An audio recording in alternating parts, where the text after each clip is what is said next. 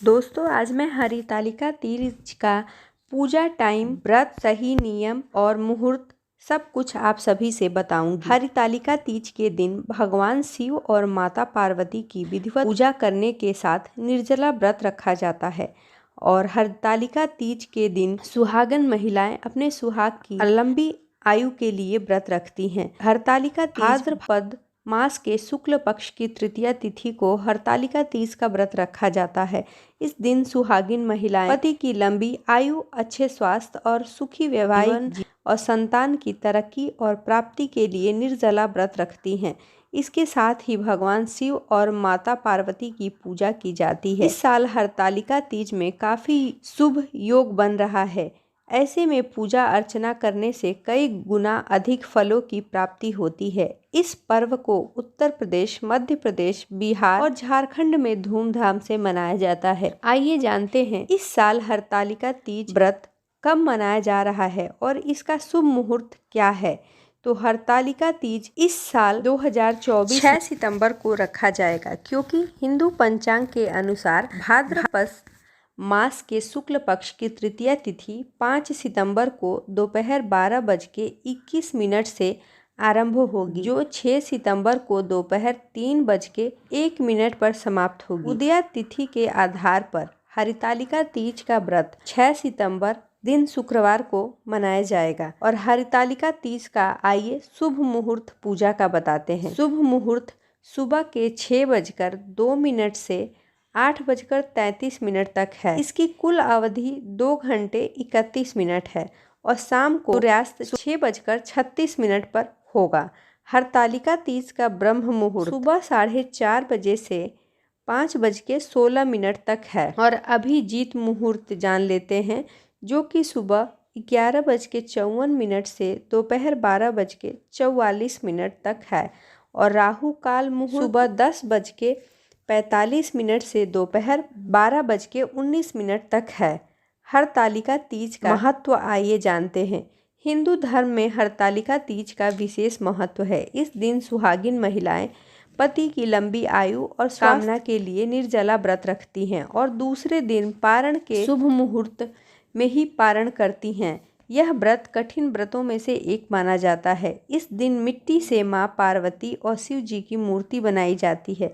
इसके साथ ही उनकी विधिवत पूजा की जाती है और इसके साथ अगले दिन के अंतिम प्रहर पूजा के बाद देवी पार्वती को चढ़ाया हुआ सिंदूर अपनी मांग में भरा जाता है। इससे अखंड सौभाग्य और सुखी जीवन का आशीर्वाद मिलता है। अब आगे तीज व्रत की कथा मैं आप सभी को बताती हूँ। एक बार भगवान शिव ने पार्वती जी को उनके पूर्व जन्म का स्मरण कराने के उद्देश्य से इस व्रत के महत्व की कथा कही। श्री भोले शंकर बोले कि हे गौरी, पर्वतराज हिमालय पर स्थित गंगा के तट पर तुमने अपनी बाल्यावस्था में 12 वर्ष तक अघोमुखी होकर घोर तप किया था। इतनी अवधि तुमने अन्न न खाकर पेड़ों व सूखे पत्ते चबाकर व्यतीत किए। माघ की विकराल शीतलता में तुमने निरंतर जल में प्रवेश करके तप किया। वैशाख की जला देने वाली गर्मी में तुमने पंचाग्नि से शरीर को तपाया। श्रावण में मूसलाधार वर्षा में खुले आसमान के नीचे अन्न जल ग्रहण किए बिना समय व्यतीत की। और तुम्हारे पिता तुम्हारे कष्ट साध्य तपस्या को देखकर बड़े दुखी होते थे। उन्हें बड़ा क्लेश होता था। तब एक दिन तुम्हारी तपस्या तथा पिता के क्लेश को देखकर नारद जी तुम्हारे घर पधारे। तुम्हारे पिता ने हृदय से अतिथि सत्कार करके उनके आने का कारण पूछा। नारद जी ने कहा कि गिरिराज, मैं भगवान विष्णु के भेजने पर यहाँ उपस्थित हुआ हूँ। आपकी कन्या ने बड़ा कठोर तप किया है। इससे प्रसन्न होकर वे आपकी सुपुत्री से विवाह करना चाहते हैं। इस संदर्भ में आपकी राय जानना चाहता हूँ। नारद जी की बात सुनकर गिरिराज बहुत खुश हो उठे। उनके तो जैसे सारे क्लेश ही दूर मानो उनके सारे क्लेश ही दूर हो गए। प्रसन्नचित्त होकर वे बोले कि हे नारद मुनि, स्वयं भगवान विष्णु मेरी कन्या का वरण करना चाहते हैं तो मुझे भला क्या आपत्ति हो सकती है। वे साक्षात ब्रह्म हैं। हे महर्षि, यह तो हर पिता की इच्छा होती है कि उसकी पुत्री सुख संपदा से युक्त पति के घर की लक्ष्मी बने। पिता की सार्थकता इसी में है कि पति के घर जाकर उसकी पुत्री पिता के घर से भी अधिक सुखी रहे। तुम्हारे पिता की स्वीकृति पाकर नारद जी विष्णु जी के पास गए और उन्होंने तुम्हारे ब्याह का निश्चित होने का समाचार सुनाया। मगर इस विवाह संबंध की बात जब तुम्हारे कान में पड़ी तो तुम्हारे दुख का ठिकाना नहीं था। तुम्हारी एक सखी ने तुम्हारी इस मानसिक दशा को समझ लिया और उसने विपच्छिता का कारण जानना चाहा। तब तुमने बताया। मैंने सच्चे हृदय से भगवान शिव शंकर का वरण किया है, किंतु मेरे पिता ने मेरा विवाह विष्णु जी से तय कर दिया है। मैं विचित्र धर्म संकट में हूँ, अब क्या करूँ? प्राण छोड़ देने के अतिरिक्त अब मेरे पास कोई उपाय नहीं है। तुम्हारी सखी बड़ी ही समझदार और सूझबूझ वाली थी। उसने कहा कि सखी, प्राण त्यागने का इसमें कारण ही क्या है? संकट के मौके पर धैर्य से काम लेना चाहिए। नारी के जीवन की सार्थकता इसी में है कि पति रूप में हृदय जिसे एक बार स्वीकार कर लिया, जीवन पर्यंत उसी से निर्वाह करे। सच्ची आस्था और एकनिष्ठ के समक्ष तो ईश्वर को भी समर्पण करना पड़ता है। मैं तुम्हें घनघोर जंगल में ले चलती हूँ, जो साधना स्थली भी है, और वहाँ तुम्हारे पिता तुम्हें खोज भी नहीं पाएंगे। वहाँ तुम साधना में लीन हो जाना। मुझे विश्वास है कि ईश्वर अवश्य ही तुम्हारी सहायता करेंगे। तुमने ऐसा ही किया। अपनी सखी के कहने के हिसाब से तुम्हारे पिता तुम्हें घर में ना पाकर बहुत दुखी हुए और चिंतित हुए। वे सोचने लगे कि तुम जाने कहाँ चली गई, और मैं विष्णु जी से उनका विवाह करने का प्रण कर चुका हूँ। यदि भगवान विष्णु बारात लेकर आ गए और कन्या घर पे नहीं मिली तो बहुत बड़ा अपमान होगा। मैं तो कहीं मुंह दिखाने के लायक भी नहीं रहूँगा। यही सोचकर गिरिराज तुम्हारे पिताजी जोर शोर से तुम्हारी खोज शुरू करवा दिए। इधर तुम्हारी खोज हो रही थी और उधर तुम अपनी सखी के साथ नदी के तट पर एक गुफा में मेरी आराधना में लीन थी।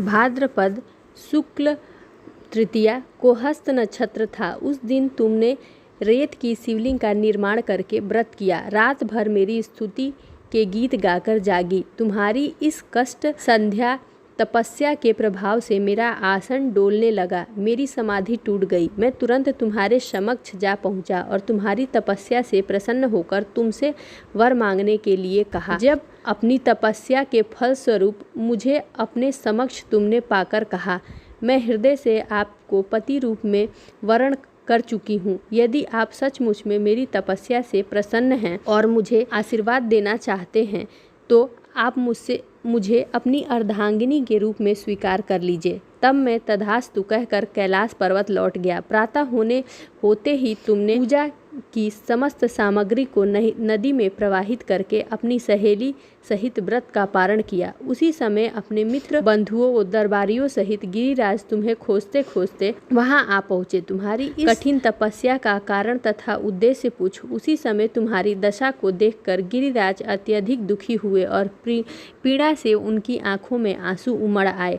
तुमने उनके आंसू पोंछते हुए विनम्र स्वभाव से कहा कि पिताजी, मैंने अपने जीवन का अधिकांश समय कठोर तपस्या में बिताया है। मेरी इस तपस्या का उद्देश्य केवल यही था कि मैं महादेव को पति के रूप में पाना चाहती थी। आज मैं अपनी तपस्या की कसौटी पर खरी उतरी हूँ। आप क्योंकि विष्णु जी से मेरा विवाह करने का निर्णय ले चुके थे, इसलिए मैंने अपने आराध्य की खोज में घर छोड़कर चली आई। अब मैं आपके साथ इसी शर्त पर जाऊंगी कि आप मेरा विवाह विष्णु जी से ना करके महादेव जी से करेंगे। गिरिराज मान गए और तुम्हें घर ले गए। कुछ समय के पश्चात विधि विधान पूर्वक उन्होंने हम दोनों का विवाह सूत्र में बांध दिया। हे पार्वती, भाद्रपद की शुक्ल तृतीया को तुमने मेरी आराधना करके जो व्रत किया, उसी के फल स्वरूप मेरा तुमसे विवाह हो सका। इसका महत्व ये है कि मैं इस व्रत को करने वाली कुंवारियों को मनवांछित फल देता हूँ। इसलिए सौभाग्य की इच्छा रखने वाली प्रत्येक युवती को यह व्रत पूरी कठिनता तथा आस्था से करनी चाहिए। तो इस प्रकार हरतालिका तीज की व्रत की कथा है। नियम और विधि विधान से करने से शिव पार्वती का आशीर्वाद हम